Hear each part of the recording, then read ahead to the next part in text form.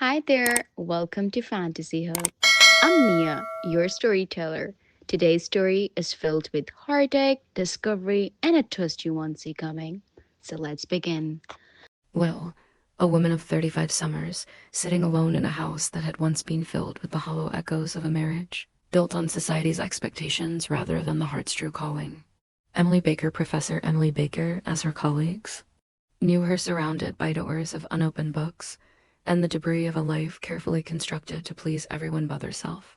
The divorce papers lay scattered across her mahogany desk like fallen leaves, each signature Asmal death, each initial a step toward an unknown shore. Her ex-husband, Michael, had left that morning with the last of his belongings, his parting words still hanging in the air like smoke. I hope you find whatever it is you're looking for. Emily, I just wish it could have been me. But how could she tell him? How could she tell anyone that what she was looking for had never been a him at all? The grandfather clock in the hallway chimed 9 times as Emily uncorked her third bottle of Merlot that week. The wine, deep and red as old secrets, filled her glass to the brim. She had taken to drinking alone since the separation, not from sorrow, mind you, but from a strange kind of freedom that frightened her more than grief ever could. Her laptop sat open before her, its blue glow the only light in the room save for a single candle that flickered like a prayer. She had been grading papers, endless streams of undergraduate essays about Victorian literature, but her mind kept wandering to places it had never been allowed to roam. That's when she found it. Or perhaps it found her. Asterisk a notification popped. Up on her screen, Laura Williams is now live. The hidden voices of 19th century literature. Emily's finger hovered over the mouse. She knew the name Laura was a graduate student in the English department, brilliant and passionate, with a reputation for uncovering the stories that textbooks forgot to mention. With the wine making her bold, Emily clicked off the screen bloomed into life, and there was Laura 20 6 years old, with dark hair that caught the light like silk and eyes that seemed to hold all the mysteries Emily had spent her career trying to unlock.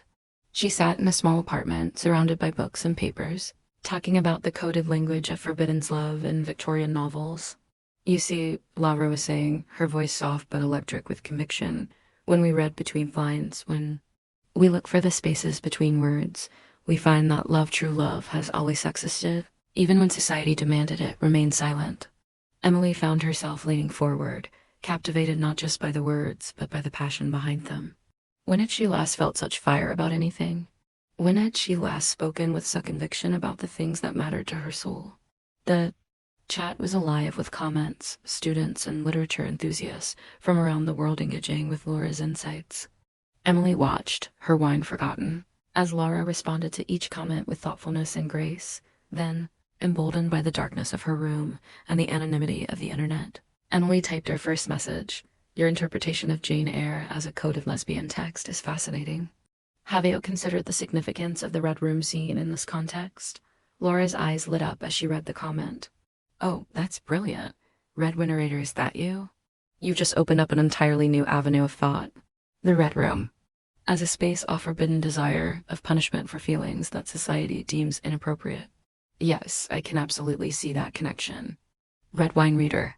In her wine-addled state, Emily had chosen that username without thinking, but something about hearing it spoken aloud made her feel more herself than she had in years. Asterisk, it was a Tuesday afternoon in October when Emily's world tilted on its axis. She had been researching in the university archives, looking for primary sources for an article she was writing, when she stumbled upon a box of papers donated by the estate of one Elizabeth Hartwell. The name struck her like lightning. Elizabeth Hartwell had been her grandmother's maiden, her grandmother Elizabeth, who had died when Emily was just 12, leaving behind only fragments of stories and a trunk full of old letters that her mother had always kept locked away. With trembling hands, Emily opened the box. Inside were letters, photographs, and documents that painted a picture she had never imagined. Her grandmother Elizabeth, the woman she remembered as quiet and withdrawn, had once been vibrant, passionate, involved in the suffragette movement and literary circles of the 1940s and 50s, but it was the letters that took Emily's breath away. Love letters, passionate, tender, devastating love letters. Written to another woman. My dearest Josephine, one letter began. The world may tell us that what we feel is wrong. Boothel can love true, pure, honest love, ever be a sin. When I am with you, I am more myself than I have ever been. When we are apart, I am only half alive. Emily sank into a chair, the letters scattered around her like fallen petals. Her grandmother had been in love with a woman named Josephine Collins. They had lived together for 5 years bare, family pressure and societal expectations had torn them apart. Elizabeth had been forced into marriage with Emily's grandfather, a union that had produced children but never happiness. The final letter in the collection was never sent, dated just days before Elizabeth's wedding. I am marrying Harold tomorrow. Not because I love him, but because the world demands it of me. I will carry you in my heart always, my darling Josephine. Perhaps in another life and a thirdum, we might have been free to love openly. If I have a granddaughter someday, I hope she will live in a world where love is not a crime, where women like us can speak our truth without fear. Emily wept then for her grandmother's lost love, for the decades of silence and suffocation, forth. Woman who had died with her heart locked away. But she also wept for herself, for their cognition that bloomed in her chest like a flower finally touched by sunlight. Asterisk that evening. Emily joined Laura's stream with tears still fresh on her cheeks. The topic was reclaiming lost narratives, the importance of queer history and literature. As Emily watched Laura speak passionately about the erasure of LGBTQ plus voices throughout history, she felt her grandmother's presence in the room. Stream ended and most viewers had left. Laura noticed Emily was still in the chat. Red wine reader, you're quiet tonight. Everything okay? Emily's fingers hovered over the keyboard. She thought of her grandmother's letters, of the woman who had never gotten to live her truth, of the courage it took to love authentically in a world that demanded conformity. Can I tell you something? Emily typed. Something real? Always. My name is Emily Baker. I'm a professor at the university. I'm 35 years old, recently divorced, and I know, that I've been living the wrong life for a very long time. There was a long pause. Then Laura's response appeared. Emily. I wondered if it might be you, your insights, your knowledge of the curriculum. I hoped it was. And for what it's worth, I don't think it's ever too late to start living the right life. I found letters today. Letters my grandmother wrote to her lover in the 1940s, a woman named Josephine. She never got to live her truth. Laura, she died having never really lived at all. I'm so sorry, Emily, but maybe ... Maybe her letters were meant for you to find. Maybe she's telling you something about your own life, your own choices. Emily stared at the screen, her heart pounding. Laura, can I ask you something? Anything. Would you like to have coffee with me? Not as professor and student, not as Red Wing Raider and streamer, but as us. The pause felt eternal. Then I thought you'd never ask. Asterisk, they met at a small cafe off campus, a place Emily had passed 1,000 times but never entered. Lavra arrived first, and Emily saw her through the window, the same passionate, intelligent woman from the streams, but somehow more real, more present in 3 dimension any screen could capture. Emily, Laura said as she approached, and the sound of her own name and Laura's voice made Emily's heart race. They talked for hours. About literature, yes, but also about life, about dreams deferred and paths not taken, about the courage it takes to live authentically in a world that often demands performance over truth. I've been attracted to women since I was 16.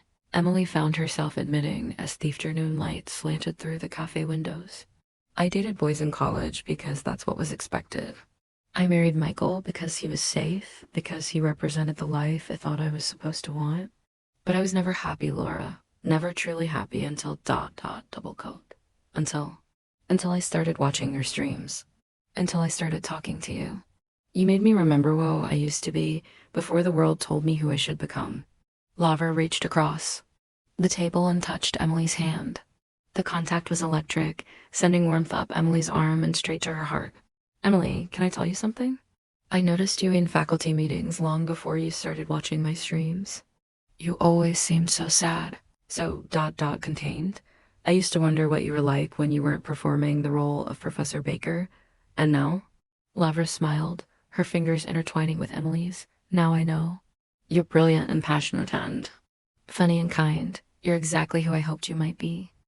The weeks that followed were both exhilarating and terrifying. Emily and Lavra began spending more time together, long walks around campus, dinners at quiet restaurants, evenings spent treating to each other in Emily's living room. The house that had felt like a mausoleum during her marriage began to feel like a home, but with happiness came fear. The university had policies about relationships between faculty and students, though Lavra would be graduating in the spring. More than that, Emily worried about judgment from colleagues, from society, from the voice in her head that still whispered that women like her should remain hidden. I feel like I'm betraying everyone, Emily confessed one evening as she and Lavra lay on the couch, Virginia Woolf, the cat, purring between them. My family, my career, the person everyone thinks I am. Lara turned to face her, her expression serious. Emily, do you remember what your grandmother wrote in that letter? About hoping her granddaughter would live in a world where love isn't a crime? Emily nodded. Double quotes. What if she meant you? What if she left those letters for you to find, to give you the courage you never had? That night, Emily dreamed of her grandmother. Elizabeth appeared as she had in the old photographs Emily had found, young, vibrant, dressed in the fashion of the 1940s. In that dream, they walked through a garden filled with flowers Emily didn't recognize. I loved her so much, Elizabeth said, her voice carrying the weight of decades of silence. Josephine. I loved her the way the earth loves rain, the way flowers love sunlight. But I was afraid, Emily, so afraid of what people would say, what they would think. I'm afraid too, Grandma. Elizabeth stopped walking and turned to face Emily. Her eyes, so like Emily's own, were filled with sadness but also with hope. Don't make my mistake, child. Don't let fear steal your unprecious life. Love her. Love her openly, proudly, with your whole heart. Live the life I never could. Emily woke with tears on her cheeks and certainty in her heart. Asterisk, the decision to go public with their relationship came sooner than expected. It was at the apartment's holiday party that Dr. Margaret Simmons, a colleague Emily had never particularly liked, made her move. Emily, dear, Dr. Simmons said, cornering her by the punch bowl. I've been meaning to speak with you about something rather concerning. Emily felt her stomach drop, but she kept her expression neutral. Oh? It's come to my attention that you've been spending quite a bit of time with Laura Williams. Now. I'm sure it's perfectly innocent, but you know how these things can look. A recently divorced woman, a young graduate student.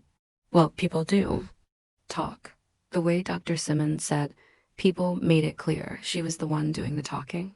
Emily felt anger rise in her chest, not just for herself, but for her grandmother, for all the women who had been silenced by people like Margaret Simmons. Are you asking me about my personal life, Margaret?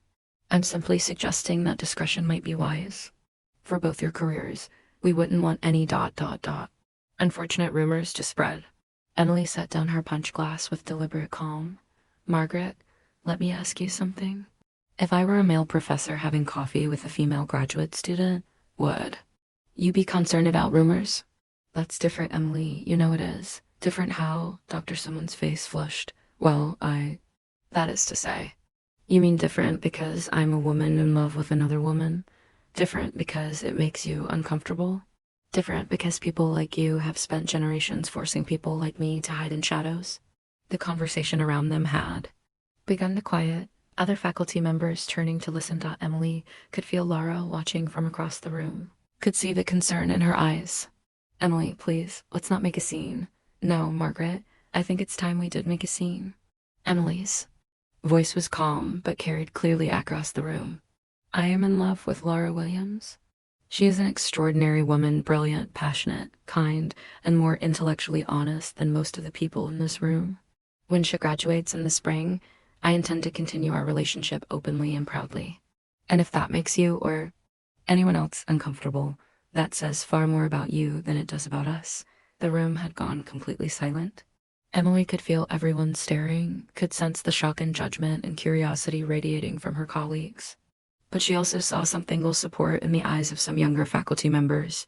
Approval from Dr. Chan, who had always been an advocate for LGBTQ+ students, and most importantly, love and pride shining from Laura's face. Asterisk, the next few weeks were challenging. Some colleagues were supportive, others distant. There, Simmons filed a formal complaint about Emily's unprofessional conduct. Though the administration found no grounds for action since Emily and Laura's relationship had begun after the semester ended and involved no academic impropriety. But the most surprising response came from Emily's mother, whom she had called the night after the party to explain the situation before rumors reached her. Mom, Emily had said, her voice shaking, I need to tell you something about Laura, about us, dot dot.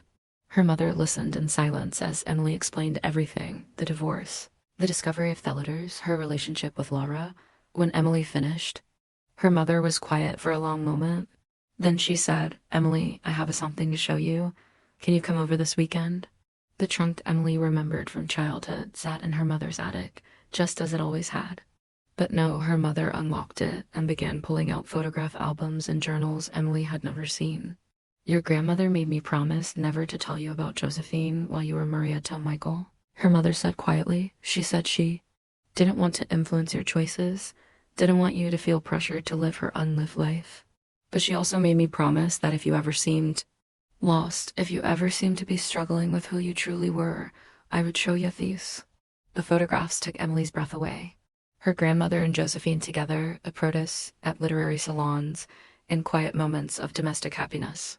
They looked radiant, alive, deeply in love. They were together for 5 years, Emily's mother continued.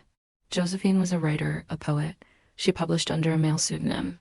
When your grandmother's family found out about their relationship, they threatened to have Josephine committed to an asylum. It was in 1852, Emily. Being a lesbian could literally cost you your freedom. Emily picked up a photograph of her grandmother and Josephine at what looked like a New Year's Eve party, their faces glowing with happiness and champagne. What happened to Josephine? She left, moved to California, changed her name. Your grandmother married your grandfather 3 months later. But she never forgot Emily. She never stopped loving Josephine. Her mother handed her a sealed envelope. She left this for you specifically. Asked me to give it to you when you found your true path. With trembling hands, Emily opened the letter. Her grandmother's familiar handwriting covered 3 pages. My dearest Emily, if you are reading this, it means you have found the courage I never had. It means you have chosen love over fear, truth over performance, authenticity over approval.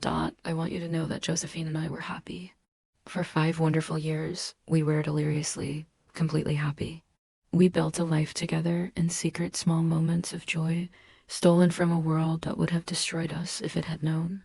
We read poetry to each other by candlelight. We danced in our living room to records played low so the neighbors wouldn't hear. We planned a future we never got to live. When they forced us apart, I thought I was protecting her. I thought marrying Harold was the sacrifice love required. But I was wrong, Emily. Love doesn't require sacrifice of itself. Love requires courage. I lived 63 more years after I lost Josephine, and not a day passed that I didn't think of her, didn't wonder what our life might have been. Don't make my mistake, precious girl. Don't let fear steal your one wild, beautiful life. Love her with everything you have. Love her publicly, proudly, fiercely. Live the life I couldn't. Love the way I wasn't brave enough to love. And know that every moment of happiness you find with her heals something broken in my heart. All my love. Your grandmother, Elizabeth. P.S. Josephine published a book of poems in 1978 under her real name, Josephine Collins. The dedication reads, For E, who taught me that love is the only revolution that matters. I kept a copy in the trunk. I thought you might like to read it. Asterisk. Emily found the book, a slim volume titled Letters to a Lost Love. As she read Josephine's poems, she felt the circle closing, felt the connection between past and present, between her grandmother's lost love and her own found happiness. That evening, she called Lavra. I want to tell you about my grandmother's revolution, she said, and I want to tell you about ours. They met at Emily's house, and Emily shared everything, the photographs, the letter, Josephine's book of poems. Lavra listened with tears in her eyes, understanding the weight of legacy and courage that had brought them together. Your grandmother was right, Lavra said finally. Love is the only revolution that matters. And maybe our love is the revolution. She couldn't complete. Lavra, Emily said, taking her hands, I need you to know something. I'm not just choosing you, I'm choosing myself for the first time in my life. I'm choosing to live authentically, to love openly, to stop apologizing for who I am. Lavra smiled, her eyes bright with love and possibility. Then let's revolutionize everything. Spring came early that year, or perhaps Emily simply noticed it more, the way the light lingered longer each day, the way flowers pushed through soil that had seemed frozen forever, the way hope could bloom even after the longest winters. Laura graduated in May with highest honors. Her thesis on hidden narratives, recovering lost voices in Victorian literature, earning recognition from the department. At the graduation ceremony, Emily sat in the audience, no longer caring who saw her pride, who noticed her love. Afterward, at the reception, Dr. Simmons approached them. Emily tensed, expecting another confrontation, but Margaret's expression was different, not friendly, perhaps, but resigned, almost respectful. "Congratulations, Lavra," she said stiffly. "Your thesis was illuminating. Thank you, Dr. Simmons." Margaret turned to Emily. "I owe you an apology, Emily. I've had time to think about our conversation at the holiday party, about my own assumptions and fears." She paused, looking uncomfortable but determined. "My daughter came out to me last month, and I realized that the world I've been trying to preserve It's not a world I want her to hide in. It wasn't a complete reconciliation, but it was a beginning." And Emily understood, perhaps for the first time, that revolution happens not just in grand gestures, but in small moments of courage and changed hearts. In the gradual evolution of understanding. Summer brought unexpected visitors. Emily was tending to the garden she had planted in the backyard, a riot of wildflowers and herbs that had transformed the sterile lawn Michael had maintained into something alive and wild when Laura came out carrying the cordless phone, her face pale with excitement. "Emily," she said, her voice barely above a whisper, "there's someone who wants to talk to you.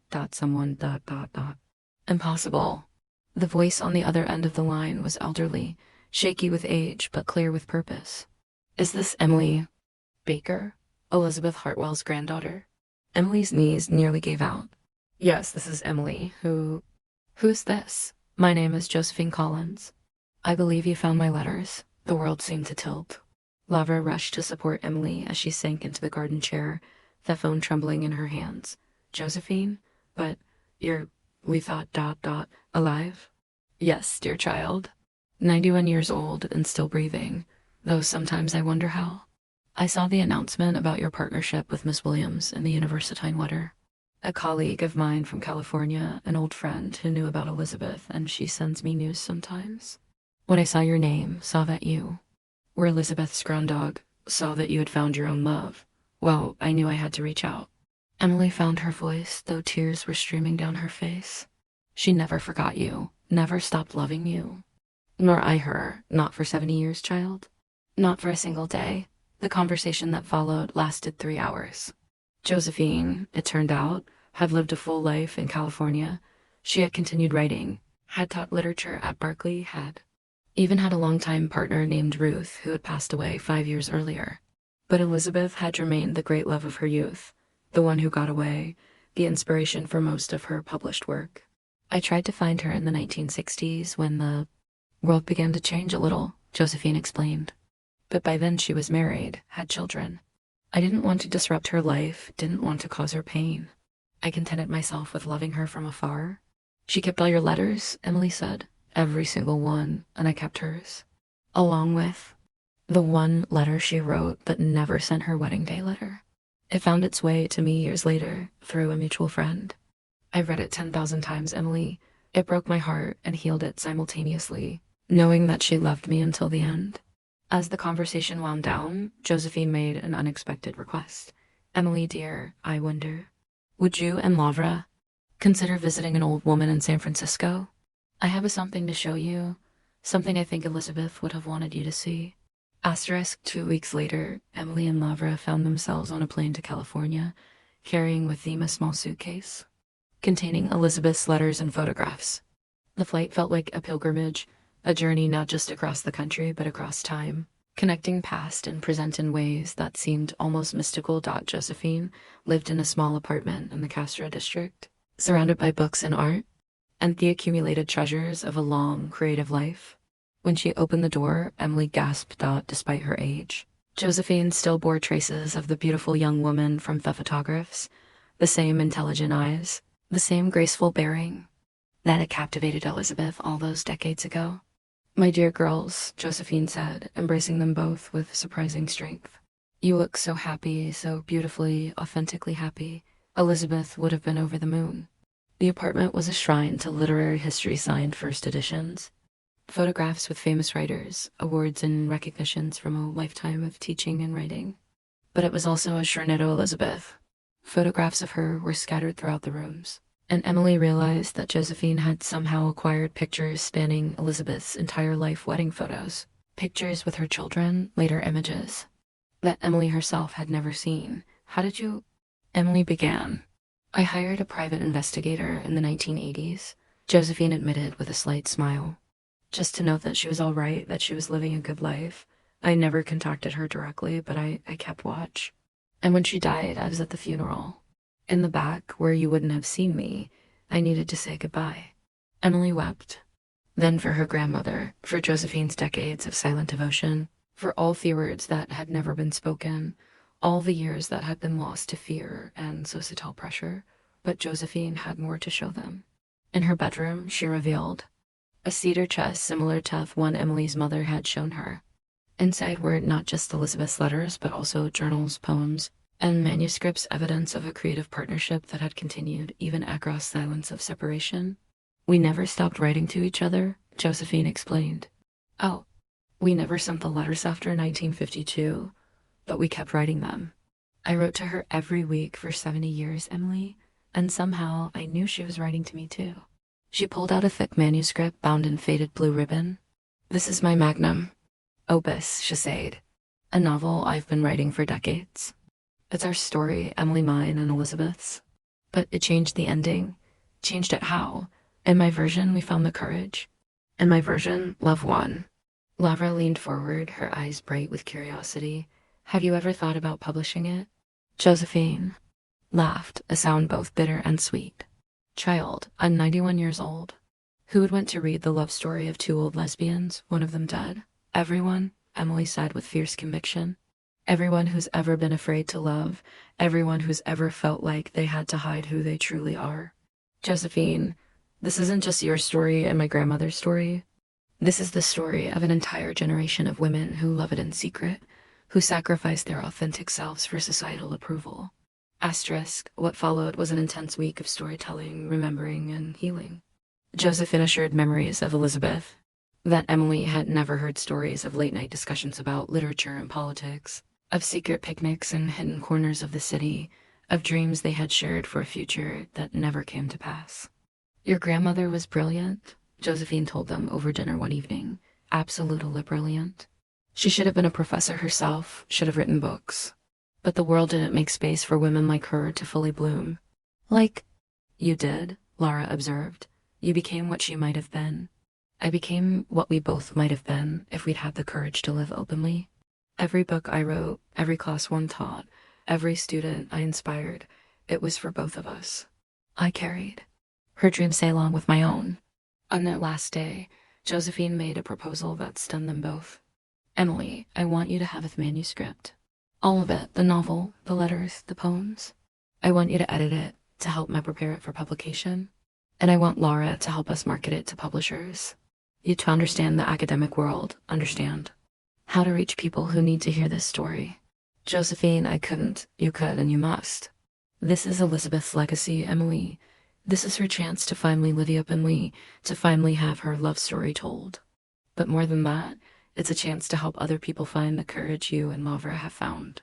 Emily looked at Lavra, who nodded encouragingly. We'll do it, Emily said finally. But on one condition. What's that, dear? We do it together. All three of us. Your name goes on the cover alongside Elizabeth's. This isn't just her story or your story. It's both of yours, told together at last. The flight back to their university town felt different, charged with purpose, with the weight of responsibility and the lightness of hope combined.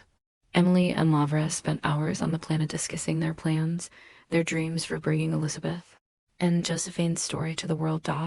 But their homecoming brought unexpected challenges. Word had somehow spread about their trip to California, about the manuscript they were bringing back.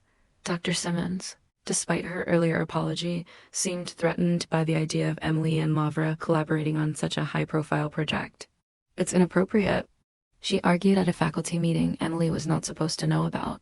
A faculty member collaborating professionally with her partner. It raises questions about objectivity, about academic integrity. But the tide had begun to turn. Younger faculty members, graduate students, and even some senior professors pushed back against Simmons' objections. Dr. Chun, who had been quietly supportive of Emily from the beginning, stood up at the meeting and delivered what would later be remembered as a defining moment. "With respect, Margaret," Dr. Chen said, "your concern seems to be less about academic synergy and more about the fact that Emily and Laura's love story challenges your comfort zone. If they were a heterosexual married couple collaborating on a project, would we be having this discussion?" The question hung in the air, unanswered but definitive. Asterisk working on Josephine's manuscript became a labor of love that consumed Emily and Laura's evenings and weekends. The novel, titled Letters Never Sent, was a masterpiece of historical fiction that wove together the personal and the political, the intimate and the universal dot as they edited. Emily began to understand the full scope of what her grandmother and Josephine had lost. The novel depicted not just their love story, but the broader context of LGBTQ life in the 1940s and 50s, the constant fear, the coded language, the underground works of support, the devastating consequences of discovery. But it also captured the joy, the passion, the intellectual and emotional intimacy that had made their love so powerful. Reading Josephine's fictional version of their relationship, Emily could almost see her grandmother as she had truly been, not the quiet, resigned woman Emily remembered, but a vibrant, passionate person whose authentic self had been forced into hiding. "Listen to this passage," Lavra said one evening, reading aloud from the manuscript. Margaret pressed her hand to the window, watching Helen disappear around the corner. The world insisted their love was impossible, but Margaret knew better. Love this deep, this true, was the most natural thing in the world. It was the world that was impossible, the world that was wrong. Emily felt a chill of recognition. Margaret and Helen thinly veiled versions of Elizabeth and Josephine. And the sentiment was one Emily had felt countless times during her own journey toward authenticity. As they worked, they began to see patterns, themes that connected Elizabeth and Josephine's story to their own and to the broader struggle for LGBTQ rights. The manuscript wasn't just a love story, it was a historical document, a piece of queer literature that deserved scholarly attention and popular acclaim. Asterisk, their hard work paid off beyond their wildest dreams. The manuscript, submitted to publishers with a compelling cover letter about its provenance and significance, generated immediate interest. A major literary press not only agreed to publish it, but offered an advance. Large Donato allowed Josephine to live comfortably for the rest of her life. More than that, the story of the manuscript's discovery began to attract media attention. Literary magazines wrote articles about the find. LGBTQ plus publications celebrated it as a major recovery of queer history, and academic journals began commissioning Emily and Lavra to write scholarly pieces about the significance of hidden narratives. In literature, Dr. Simmons, faced with the undeniable success and importance of their work, was forced to acknowledge that Emily and Laura's collaboration was not only appropriate but professionalistic. When the university's publicity department began promoting their work as an example of innovative scholarship, even she could no longer maintain her objections. The vindication felt sweet, but more importantly, it felt meaningful. Emily and Lavra were not just succeeding professionally, they were carrying forward Elizabeth and Josephine's legacy, ensuring that their love story would finally be told, their voices finally heard. Asterisk, by autumn, Letters Never Sent was in final production, with a pub date set for the following spring, almost exactly 1 year after Emily had first clicked on Laura's stream. The symbolism was not lost on any of them. Josephine, despite her age, threw herself into the pre-publication work with remarkable energy. She participated in interviews via video call, worked with Emily and Lavra on promotional materials, and even began planning a book tour with readings in major cities. "I feel like I'm 25 again," she told them during one of their weekly calls. "For the first time in decades, I feel like Elizabeth and I are together again, working toward the same goal. You've given us back our partnership, Emily. You've given us back our love." The impact on Emily's own life was profound. Her relationship with Laura had deepened and matured through their collaboration. Working together on something so meaningful had shown them how compatible they were, not just romantically, but intellectually and professionally as well. More than that, Emily felt she had finally found her true calling. Teaching literature was fulfilling, but recovering lost voices, bringing hidden stories to light, helping other people find the courage to live authentically, this felt like the work she had been meant to do all along. "I keep thinking about what your grandmother wrote," Lara said one evening as they walked throughout campus, the autumn leaves crunching beneath their feet, about how she hoped her granddaughter would live in a world where love wasn't a crime. We're not just living in that world, Emily. We're helping to create it. That evening, Emily and Lara sat on the porch of Emily's house, their house, now watching the sunset paint the sky in shades of rose and gold. Virginia Woolf, the cat, purred in Laura's lap while Emily read aloud from Josephine's book of poems. Listen to this one, Emily said, her voice soft with wonder. Revolution. Love is not a whisper in the dark, not a secret buried deep. Love is the sunrise that refuses to apologize for dawn, the flower that pushes through concrete simply because it must bloom. We're the daughters of silence women, and our joy is their revolution.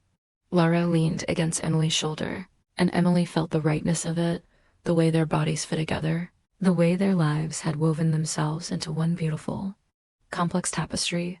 Do you think she knew? Lara asked. Your grandmother, I mean. Do you think she knew that their letters would find their way to you, would give you the courage to live differently? Emily considered this, watching the last light fade from the sky. I think love always knows somehow.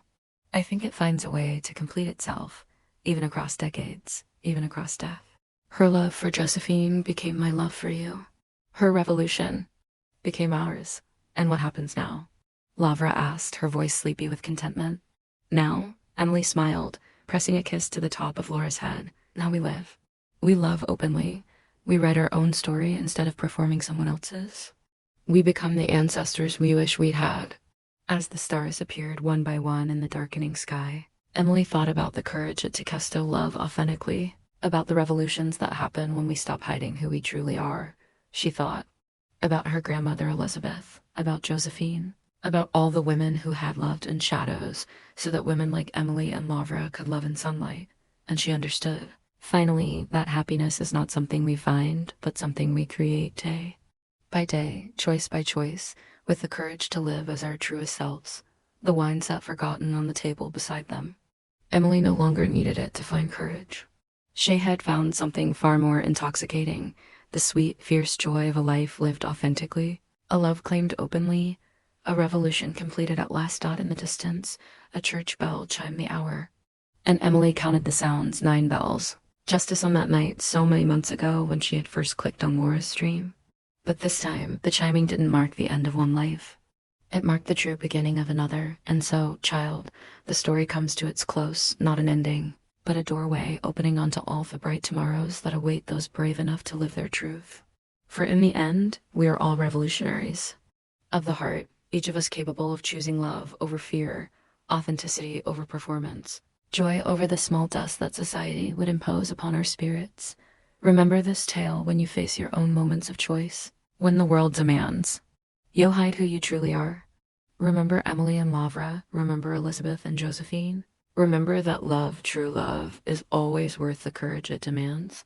The revolution continues, one heart at a time, one brave choice after another, until the world becomes a place where no one need whisper their love in darkness, where every soul can bloom in the full light of day.